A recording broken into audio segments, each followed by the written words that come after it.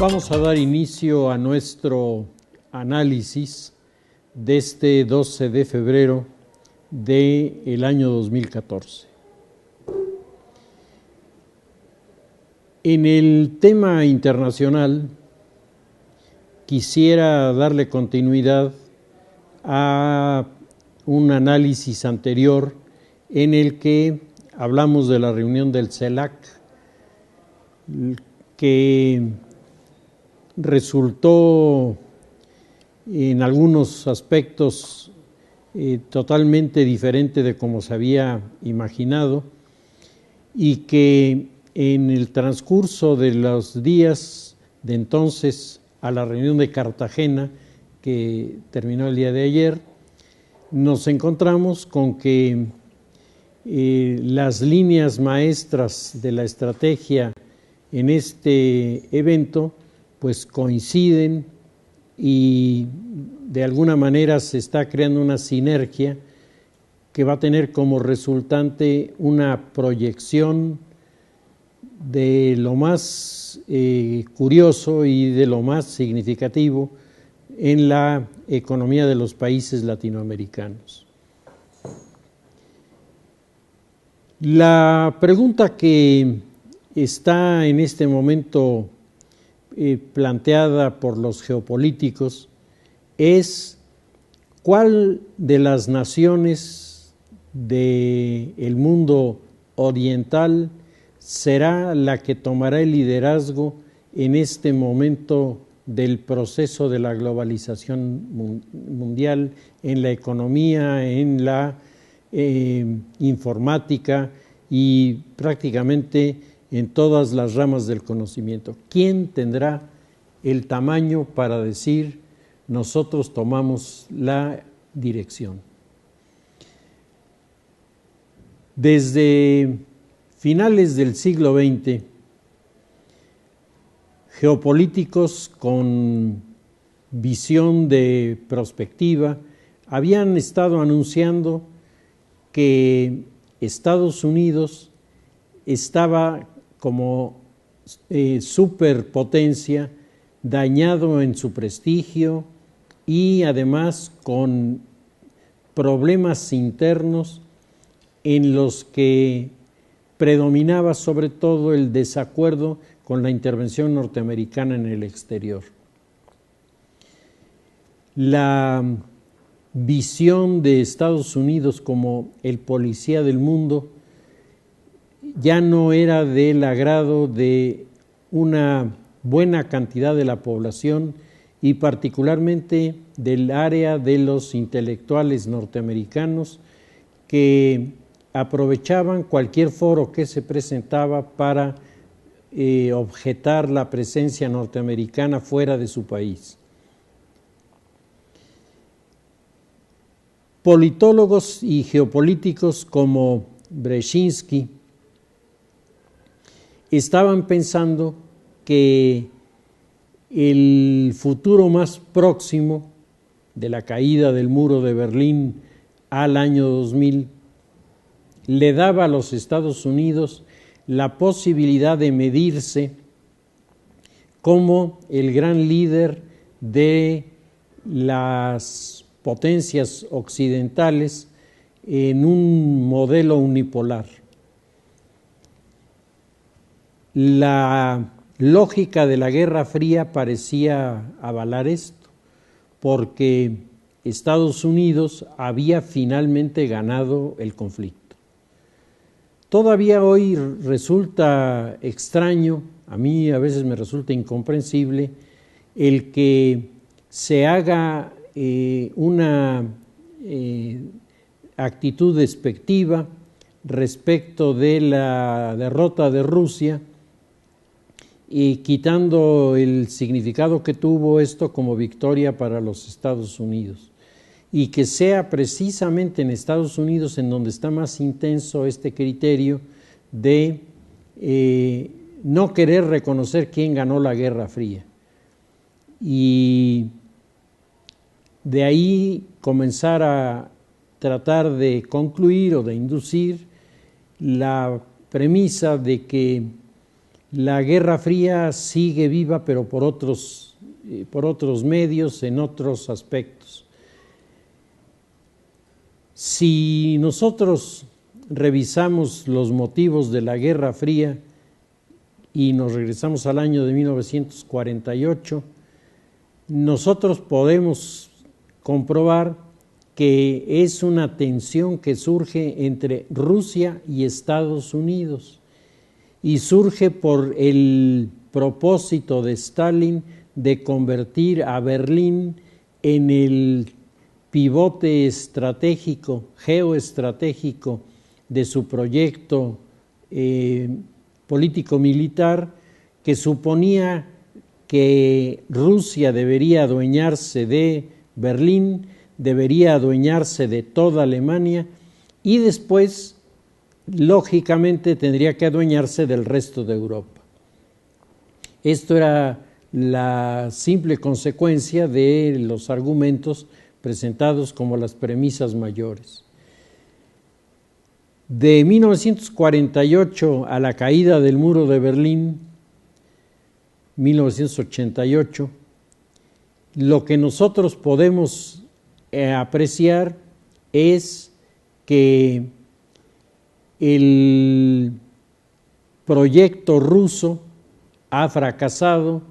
que Berlín no ha caído en manos de la Unión Soviética, que Europa Oriental, lejos de haber sido el bloque ideológico que respaldaba las aventuras militaristas de Rusia, se había convertido en una especie de avispero en el que cualquier pretexto era bueno para salir en manifestaciones de protesta contra la política rusa. El surgimiento de los modelos inspirados en la perestroika y el glasnost, que intentaban hacer una modificación sustantiva de la economía en el orden capitalista para mantener así el modelo comunista. Esto, que suena como una especie de disparate, si uno se toma el trabajo de leer las primeras páginas del libro Perestroika de Mikhail Gorbachev, ahí lo dice. Gorbachev dice, es necesario hacer esta revisión a fondo de la economía, que es una revisión con el sentido capitalista, es decir, vamos a aceptar, a reconocer y a seguir las reglas del mercado, y si seguimos las reglas del mercado, nuestra economía se va para arriba, y si la economía de Rusia se va para arriba el modelo político de Rusia. Esto que les ha de estar sonando en los oídos a los integrantes del Politburó de la China comunista, que están siguiendo exactamente el mismo proyecto, se está creando una corriente económica totalmente capitalista, y el resultado es que estos recursos servirán para soportar, para desarrollar, para consolidar al Partido Comunista en China. Por lo pronto, de todas estas conjeturas que se hacen de si será posible una cosa o la otra, lo que podemos establecer es que, haciendo una revisión de acumulación de riqueza, algunas de las compañías que en Estados Unidos están haciendo mediciones estadísticas nos dicen que los 55 miembros del Partido Comunista chinos más ricos tienen más del doble de capital que los congresistas norteamericanos ricos. Y esto tiene un significado. Si nosotros nos regresamos 15 o 20 años, esos miembros del Politburó chino que hoy tienen esos capitales no tenían en qué caerse muertos, y en unos cuantos años la riqueza ha fluido de manera excepcional sobre ellos. En la medida en la que estos recursos económicos van penetrando en las estructuras del Partido Comunista Chino, pues los comunistas chinos dejan de serlo y se vuelven más capitalistas que el capitalismo, y con ello se suscita obligatoriamente modificaciones de criterio en muchísimas áreas para poder seguir haciendo rentable la economía. Yo no sé si Mao Zedong en algún momento de su existencia imaginó siquiera de lejos el proyecto que hoy el Partido Comunista está exhibiendo como el desarrollo de la política comunista hacia el futuro, porque Mao imaginaba siempre, y por lo menos en el orden práctico así lo ejecutó, Mao imaginó siempre el dominio de la pobreza sobre la riqueza. En varias ocasiones hemos comentado en nuestro espacio y en conferencias públicas que el gran desatino de los revolucionarios es plantear que el ideal del hombre es la pobreza, y que entre más pobres sean las personas, más felices van a ser. Esto, que pudiera ser aplicable a lo mejor a alguna orden religiosa, está el caso de los franciscanos, ¿no? Bueno, pues a mí me parece el caso de la Madre Teresa, ¿no?, que es ejemplar, pero estos son casos excepcionales. La mayoría de las personas lo que buscan es la felicidad, y la felicidad se acerca más cuando uno tiene recursos normales para poder vivir, y se aleja en la medida en la que estos recursos desaparecen, porque entonces lo que hay es la angustia de la supervivencia. Pero el planteamiento, la visión revolucionaria de todos igualmente pobres, es lo que lleva a Mao a la persecución de todos aquellos mandarines y todos aquellos propietarios de la tierra en China en la época de la Revolución, a los cuales eliminó para abrirle perspectivas al Partido Comunista y permitirle llevar a cabo esa transformación que hizo de el modelo chino una especie de hormiguero rojo en el que todo el mundo trabajaba y nadie tenía utilidades ni ganancias, sino todos tenían exactamente lo mismo. ¿Qué diría Mao? Que mató a 20 millones de personas para que este modelo funcionara, si viera ahora a los integrantes del Politburó en China compitiendo en riqueza con los norteamericanos y abriendo toda una serie de espacios en el orden de la economía que, como decía hace un momento, van a tener una consecuencia política inevitable. Y esa consecuencia política inevitable es que la sociedad va a querer comenzar a participar en muchas cosas, y si esto llega a acontecer, es muy probable que el Partido Comunista en China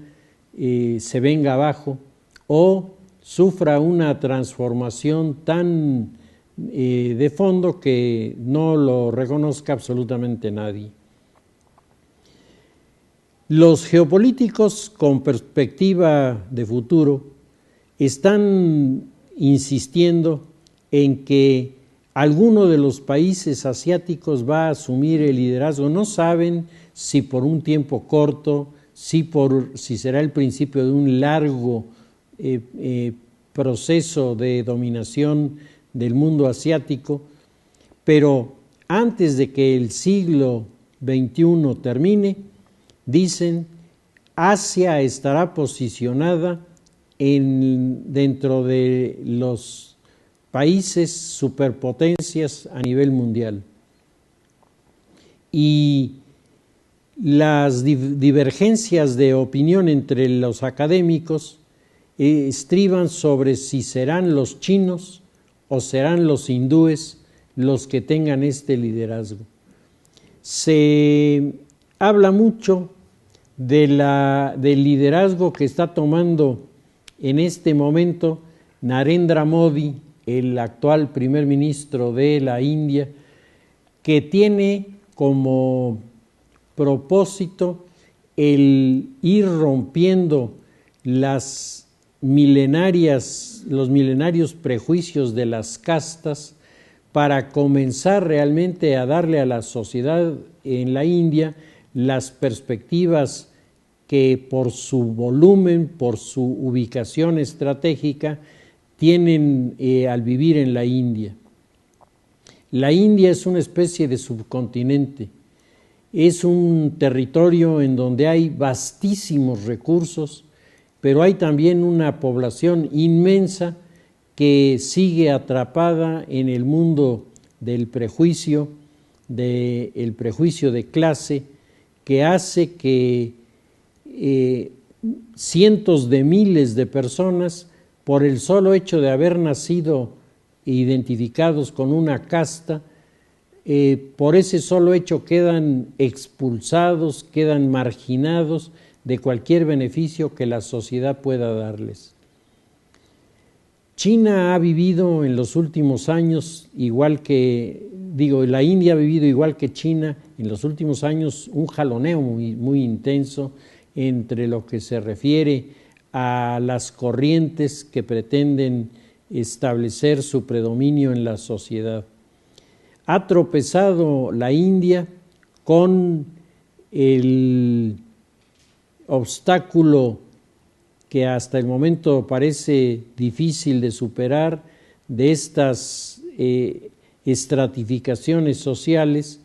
que impiden que unos colaboren con otros en la India precisamente por su origen.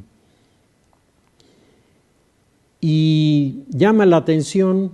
el tener los datos de que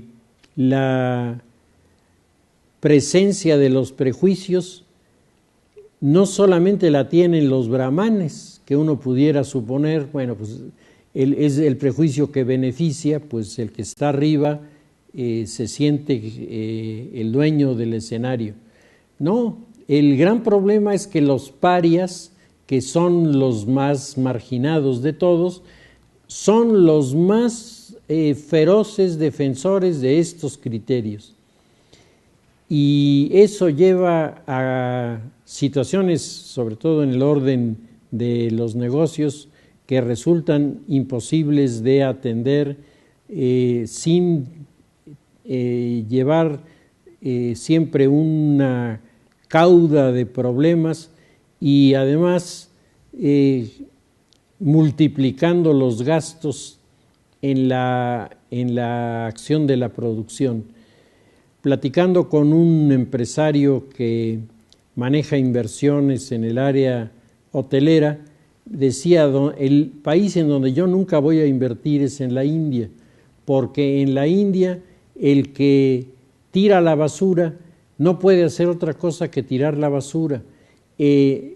Si en el momento de entrar a un cuarto a hacer el aseo, la mucama se da cuenta de que el que entró antes pertenece a otra casta, entonces ella ya no puede entrar a hacer ese trabajo. Dice, y es verdaderamente imposible resolver este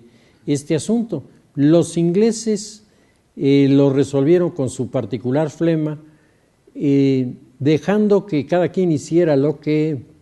pudiera y pagándoles lo menos posible.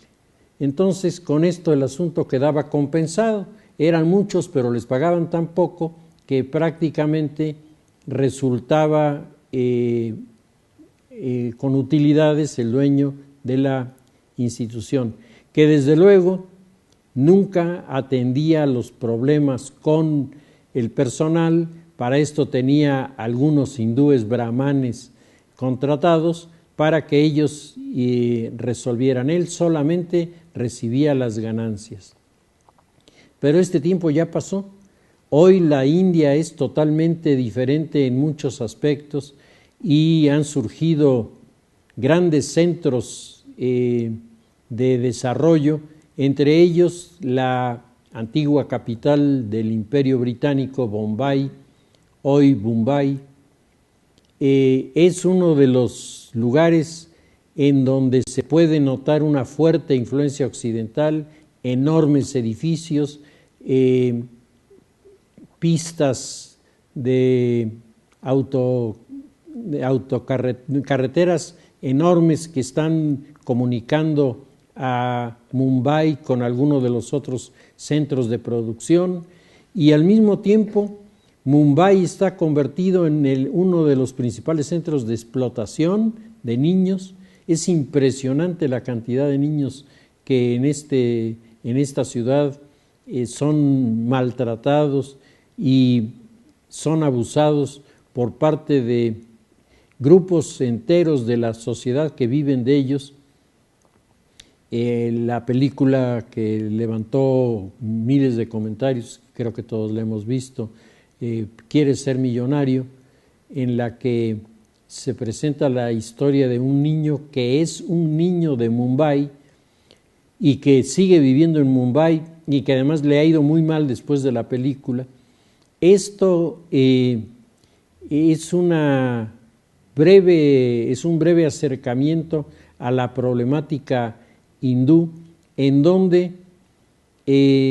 todos estos problemas están disfrazados detrás de las estadísticas de producción de especialistas en las áreas de manejo de energía atómica, en donde la India tiene uno de los mejores centros de capacitación en la preparación de técnicos que atiendan las fuentes de la energía atómica para su utilización pacífica, y al mismo tiempo la India tiene el más alto índice de producción de economistas en el mundo. La mayor parte de los organismos internacionales del Fondo Monetario, del Banco Mundial de Desarrollo, de la Organización de las Naciones Unidas, que manejan departamentos de economía, tienen entre sus integrantes un porcentaje más que respetable de hindúes, porque los hindúes son sumamente hábiles para esto. Sin embargo, decíamos, pues la India tiene esta problemática, China tiene la suya, y los países occidentales son países que están en medio de una crisis de la que, al parecer, según la reunión de Davos, según la reunión del CELAC, según la reunión del Pacto del Pacífico que acaba de terminar el día de ayer en la ciudad de Cartagena, pues las condiciones para el crecimiento de la economía mundial, que se están fijando en este momento en un crecimiento lento de 3.7, pero a nivel mundial 3.7 significa un cambio total de percepción de la vida económica frente a lo que había estado ocurriendo en los últimos años, en donde no solo no había crecimiento, sino se habían ido a números muy abajo en el marco de la macroeconomía. Todo esto derivado del irresponsable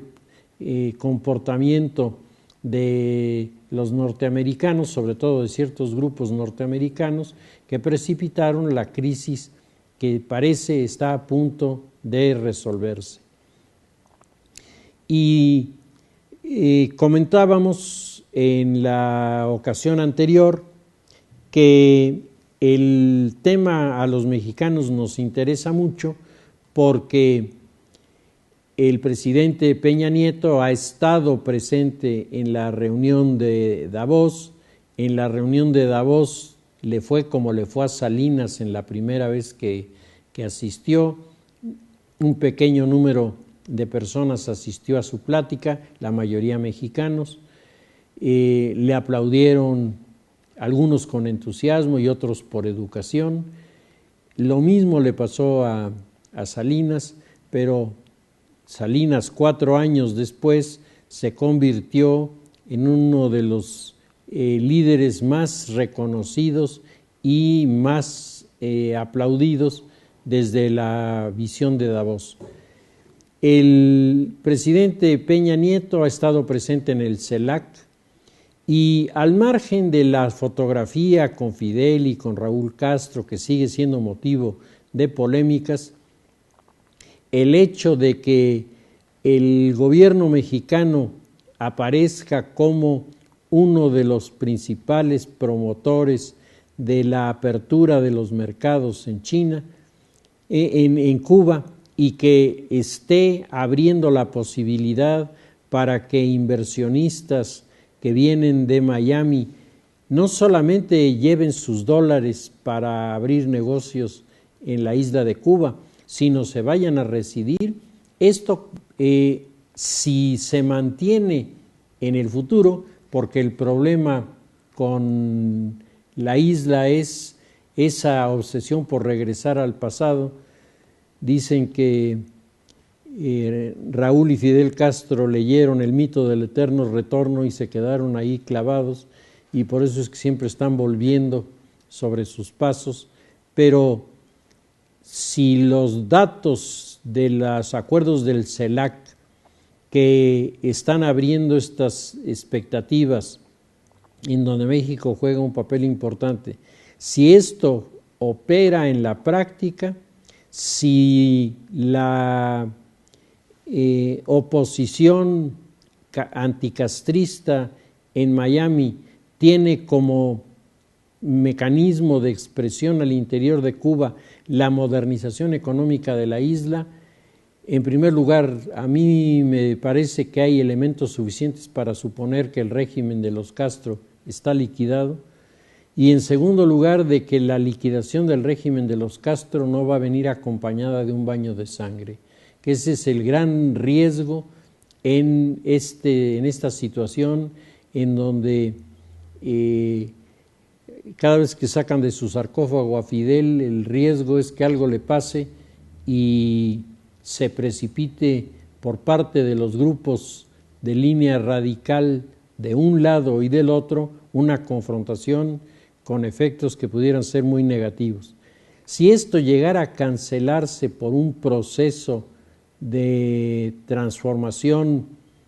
un poco más lento, pero que garantizara la transición en paz, creo que los cubanos saldrían ganando de manera importante y significativa. Hay toda una gama de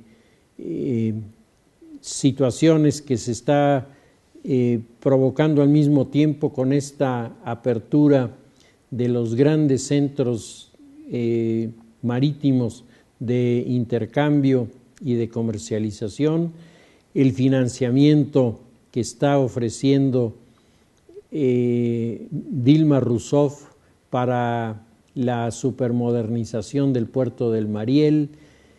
al mismo tiempo que la noticia de que Houston se va a convertir en uno de los más modernos puertos de los Estados Unidos,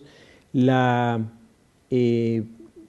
comentarios en las reuniones como la de Cartagena, en el sentido de que México, para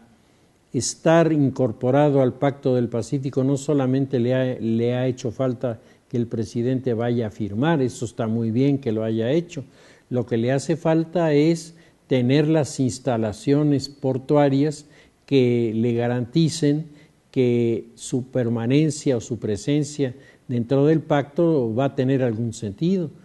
Si nos esperamos a que los nicaragüenses, con el financiamiento que les están dando los chinos, hagan su nuevo canal y si la ampliación del canal de Panamá, como ahora mismo se está ya previendo, va a provocar un tránsito de productos que rebasa lo que ahora mismo estamos imaginando. Si no estamos preparados para eso, vamos a ver pasar la oportunidad del crecimiento sin poderla tomar con la mano y acabaremos no en el vagón comedor del tren de la historia, sino arrastrados por el tren de la historia que ha sido desgraciadamente nuestro problema a lo largo del tiempo. Pues dentro de todo esto, la Comunidad Económica Europea acaba hace 2 días de hacer también una apertura hacia Cuba, lo que nos habla de una estrategia bien pensada, es decir, esas no son ocurrencias de alguien, son planes muy bien medidos, muy bien reflexionados, en donde se está intentando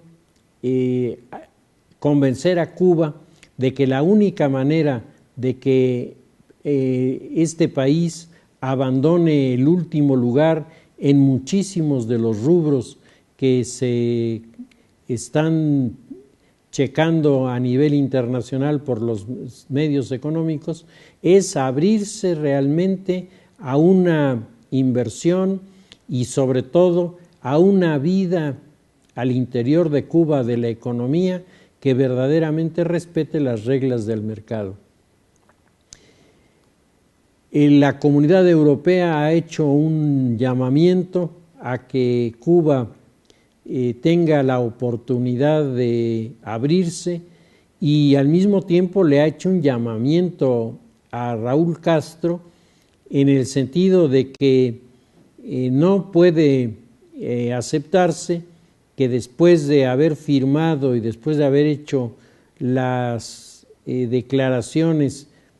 que el gobierno cubano hizo en los últimos días, de repente, como ha ocurrido en el pasado, todo se venga para atrás y no se pueda echar a funcionar nada, porque en ese momento el riesgo de un conflicto se multiplica de manera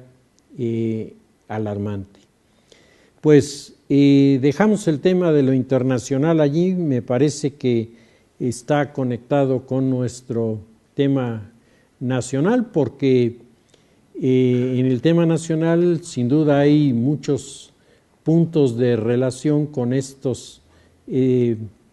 escenarios que hemos estado manejando. La semana anterior había hecho el análisis del informe de la Presidencia Municipal de Puebla y simplemente para cerrar el punto, se había tocado en el análisis el tema de los giros negros y había la percepción de que el ayuntamiento había tenido un retroceso frente a los giros negros. Tengo aquí los números de lo que ha pasado en estos últimos 3 años y me parece interesante conocerlos. Yo me acuerdo que mi maestro de estadística nos decía en la clase que las opiniones, decía, son muy aceptables y muy respetables, pero los números son los números, decía. Cuando ustedes pueden soportar lo que dicen en números es cuando su opinión tiene mayor valor. Son 2 gráficas muy rápidas que yo quisiera comentar. La primera es la comparación de la administración del año 2008 al año 2011 en relación a los giros negros, y ahí tenemos que en este periodo de 3 años el gobierno municipal anterior hizo 3.998 visitas, de las que se derivaron 855 clausuras y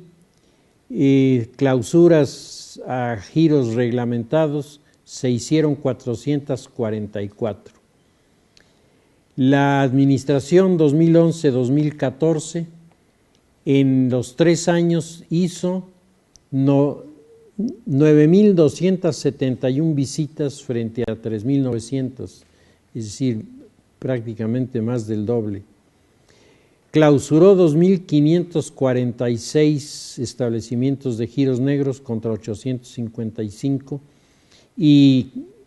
clausuras a giros reglamentados fueron 1.203 contra 444. Me parece que la labor es una labor que tenemos que reconocer.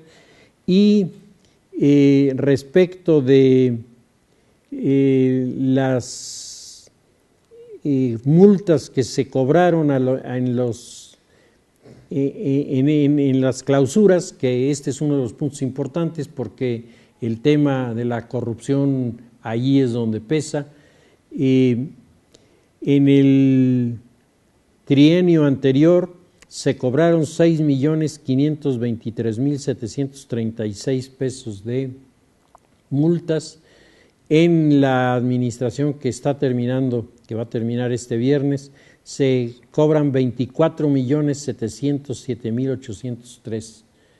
Pues me parece que el tema de los giros negros se ve así desde una perspectiva distinta. Siempre será uno de los temas polémicos, pero sin duda los números, vuelvo a insistir en el tema de los números aclaran muchas de las dudas y de los comentarios que al respecto pueden llevarse a cabo. Entramos entonces en el tema de la política nacional y antes de abordar el tema central quisiera hacer referencia a una petición que están haciendo varios de los diputados y senadores del PRD y de otros partidos de izquierda, en el sentido de que es necesario hacer una reforma a la Constitución en nuestro país, pero no una reforma de agregarle o ponerle más parches ya con los que tiene, está totalmente desfigurada, sino elaborar una nueva Constitución. El tema ha levantado una enorme polémica, porque hay quienes piensan que la Constitución es una especie de ícono que no puede tocarse, que no puede cambiarse, porque se cambiaría la naturaleza de la justicia en nuestro país. Esto es una soberana tontería. Las constituciones, según explicaba Harrington, que es el creador del proyecto que nosotros estamos viviendo ahora, la Constitución es el conjunto de reglas para que los ciudadanos de un país puedan vivir en paz, puedan desarrollar sus actividades y puedan colaborar en la construcción del bien del país. Si esto se respeta, decía Harrington, entonces la Constitución tendrá pocas enmiendas. En la medida en que una Constitución tiene menos enmiendas, en esa medida la Constitución está bien elaborada. ¿Cuántas parches tiene nuestra Constitución? Estamos hablando de una cantidad impresionante de modificaciones y por lo tanto yo difícilmente coincido con las opiniones de Porfirio Muñoz Ledo o de algunos de los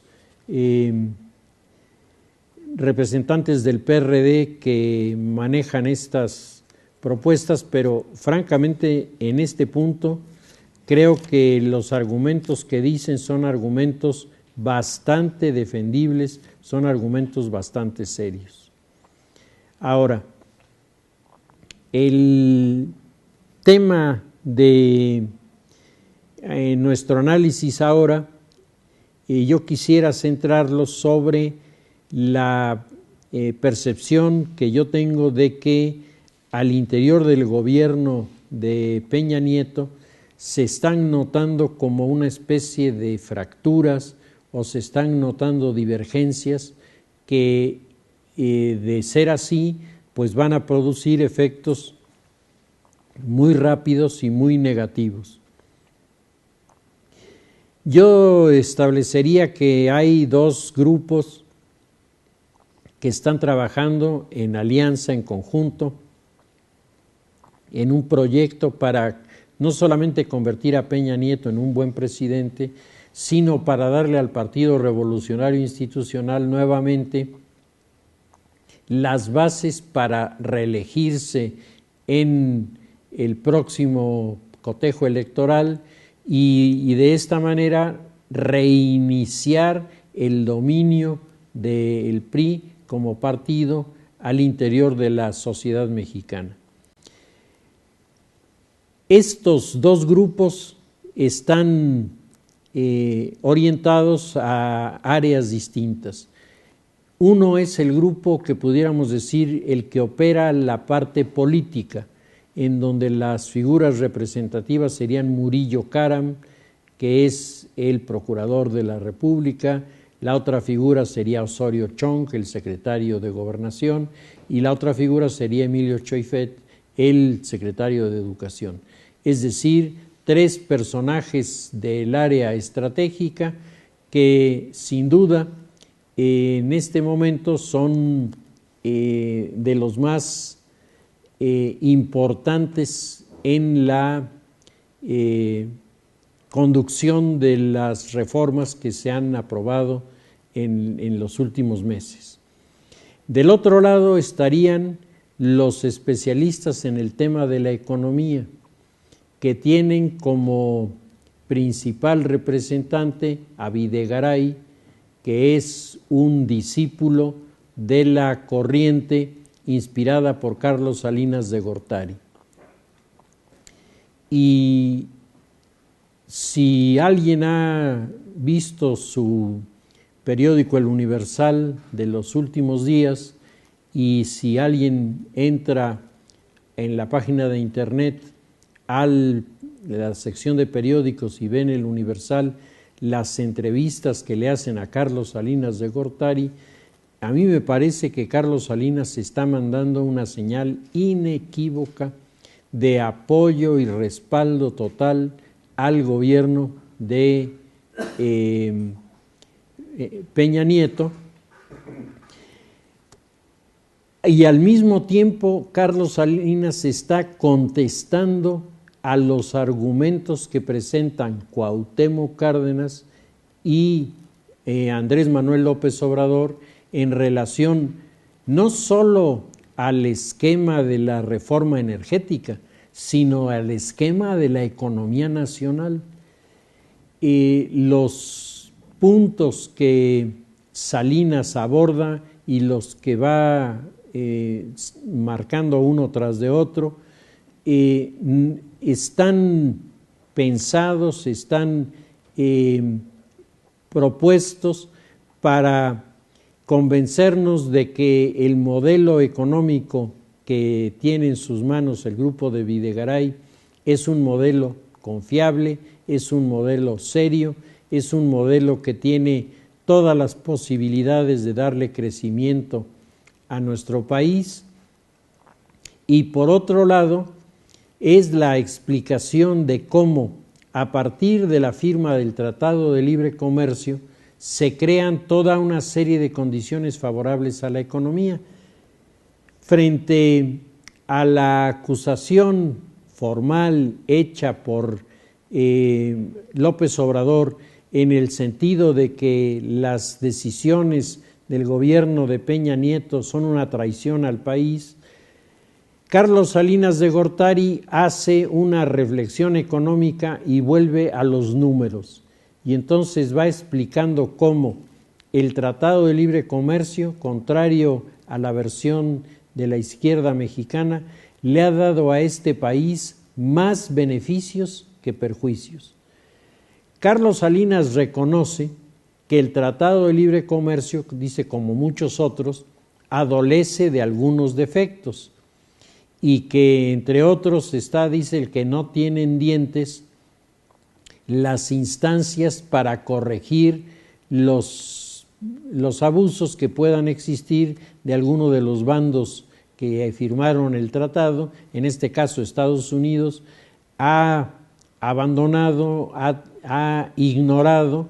cosas que firmó, acuerdos que firmó, entre otras cosas, los transportes, etcétera, y no hay nadie que le pueda llamar la atención y lo pueda corregir. Entonces dice Salinas, eso hay que pelearlo, hay que negociarlo en las reuniones interparlamentarias que para eso son. Y él sostiene que meterse a la revisión del Tratado de Libre Comercio, dice, es un desatino monumental. Dice, porque el Tratado de Libre Comercio, nosotros lo queremos corregir, nuestro gobierno lo quiere corregir en beneficio nuestro, pero se olvida de que del otro lado hay otros que están pensando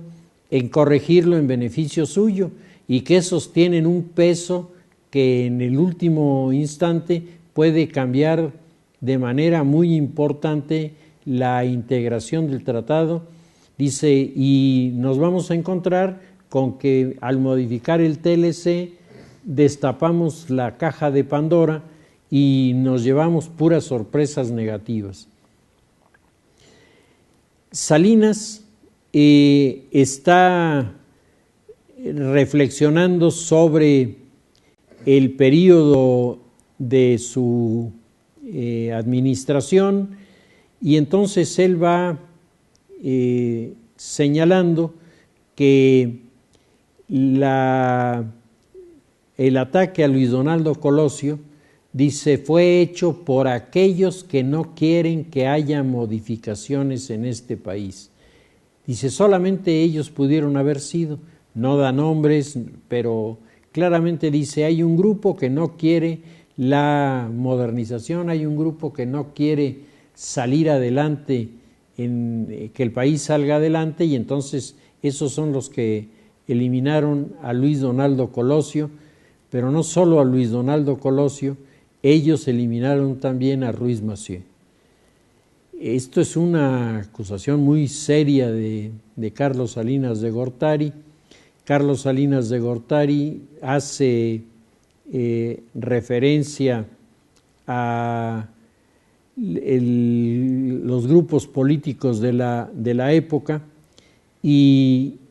a una pregunta que le formulan sobre Manuel Camacho Solís, diciendo, bueno, no, Manuel Camacho Solís era la pieza lógica.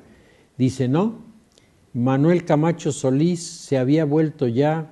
inoperante e irrelevante en la política. Esto habla de un alejamiento de Manuel Camacho que va más allá de lo que tradicionalmente se había manejado, porque quien le enseñó los fundamentos de la política y de la participación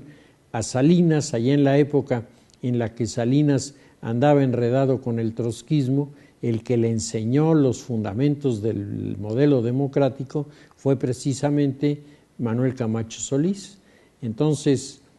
algo ha de haber allí en el entorno que los está distanciando de una manera tan importante y tan representativa. El grupo de Videgaray tiene el total respaldo, el aval completo de Carlos Salinas, y Carlos Salinas rechaza que el modelo que él propuso y que el modelo que se está proponiendo sea neoliberal. Dice, el neoliberalismo ha hecho muchísimo daño a los países y particularmente a los países emergentes, les ha creado condiciones que son inaceptables. Dice, yo siempre hablé de un liberalismo social y traté de hacer de ese liberalismo social la base teórica desde la que la economía se planteara. Pero al final, dice, yo entiendo que la economía debe estar visualizada desde la perspectiva de su estabilidad. Si no hay una estabilidad en el crecimiento económico, se va a brincos, a saltos, y eso normalmente en países como los nuestros nos hace muchísimo daño. Pues esta es la visión, digamos, del grupo, del estratega del grupo económico de Videgaray. El otro grupo, decíamos, que compone la alianza es el grupo de los políticos Choaifet, Murillo Karam, Osorio Chong, y a mí me parece que ahí la alianza está haciendo agua en forma alarmante. El secretario de Educación va de visita a Michoacán y es recibido a pedradas. La pregunta es, ¿dónde están los medios que la Secretaría de Gobernación había anunciado iban a dar resultados magníficos en el área de inteligencia? ¿Dónde está el CISEN? Ahí lo menos que se puede esperar es que en una visita de uno de los funcionarios de más alto nivel haya una información confiable, una información segura de cuál es el ambiente que priva en la localidad,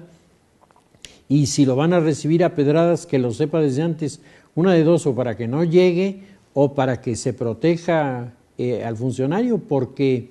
aquí se pudo haber llegado a una situación de gravísimas consecuencias por una falta de previsión, o bien, y esta es la otra hipótesis, porque hay alguien allá adentro que quiere que esto se fastidie. Porque también eso puede ocurrir. Estas cosas no siempre son errores o son desatenciones, pueden ser deliberadamente provocados y luego asegurar que fue un olvido, que fue una falta de atención, pero la orientación fundamental puede estar planteada en la perspectiva de golpear al gobierno en su parte más sensible. El secretario de Gobernación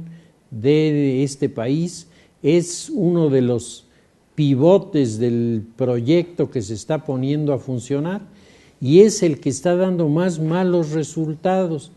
Sus declaraciones respecto de los grupos de autoayuda han resultado totalmente desviados por los grupos que están en este momento trabajando en esta línea. Para colmo, la designación de un oficial que tendría el propósito de desarmar la acción violenta en Michoacán, acaba en un video en el que está platicando con uno de los líderes del grupo de los templarios, y otra vez volvemos a lo mismo. Bueno, ¿dónde está el CISEN? ¿Dónde están los servicios de inteligencia que tenían que haberle dicho al secretario de Gobernación: oye, secretario, ese señor con el que vas a hablar está marcado como uno de los jefes de los templarios? Y luego las declaraciones en el sentido de que no se sabía que en la región el hombre tiene mucho aprecio, pues será el sereno, pero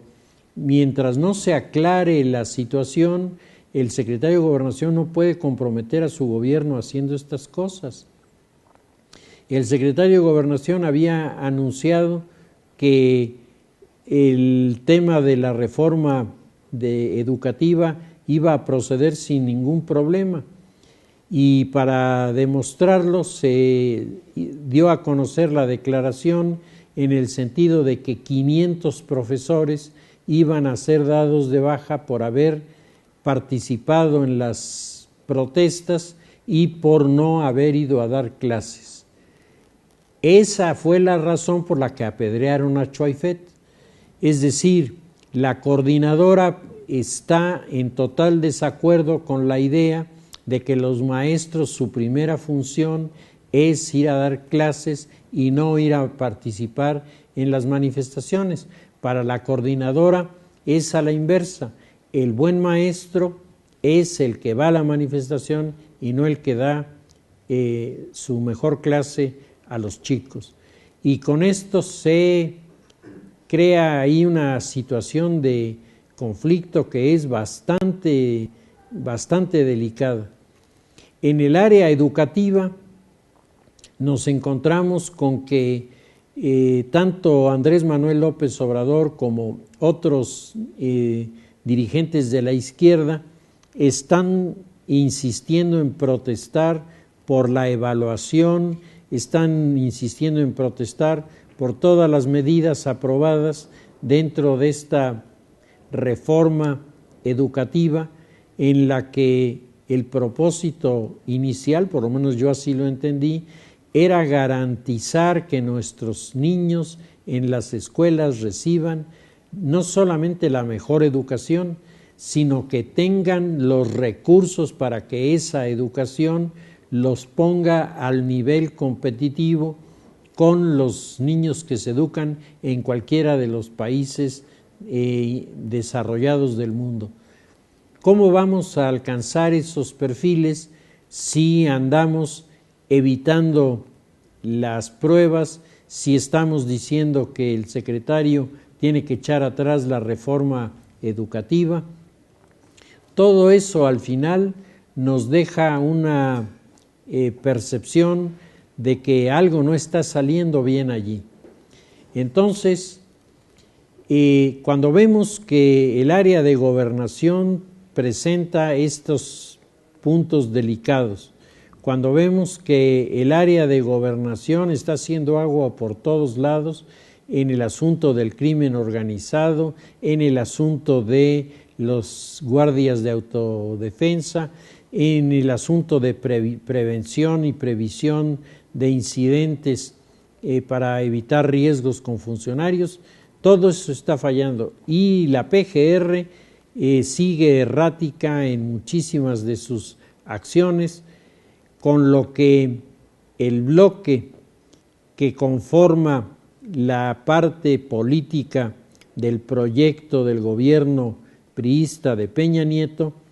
está, a diferencia del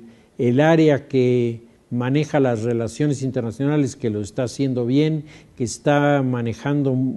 la imagen del presidente de manera que resulta muy aceptable. Es decir, se notan un avance notable de uno de los grupos y un retroceso del otro, que es el que maneja la política.